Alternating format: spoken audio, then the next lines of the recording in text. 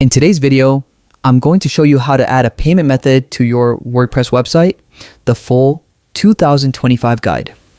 Whether you're setting up an online store or simply want to accept payments through your site, this step-by-step walkthrough will make it super simple. Let's get started. First, open your web browser and head over to wordpress.com. Once you're on the homepage, look at the top right corner. You'll see a login button. Click it. When you're prompted to log in, choose Continue with Google. It's the easiest and fastest way to sign in if you already use Google. Just pick the Google account you want to link with your WordPress website and you'll be taken straight to your main dashboard.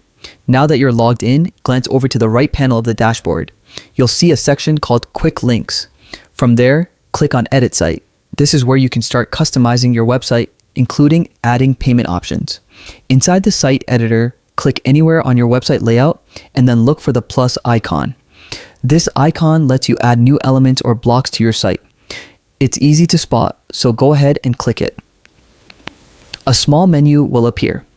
Choose Browse All to see the complete list of available blocks. This shows everything you can add, from text and images to, of course, payment features. Now scroll down until you find the Monetize section. This is where all payment-related elements are organized. You'll see various options depending on your needs, like PayPal, credit card payments, or other supported methods that fit your business.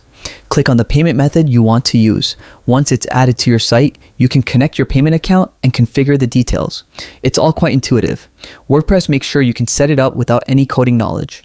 If you want to accept payments globally, check if your selected payment method supports international currencies. You can easily enable multiple currencies in the settings panel. Adding a short thank you message or redirect page after successful payment also makes your site look more professional. Remember to preview your site before publishing to ensure everything appears correctly. You can even test the checkout process using a demo payment mode to make sure all links and buttons work perfectly. After you're done choosing and setting up your payment option, don't forget one important step. Click the Save button.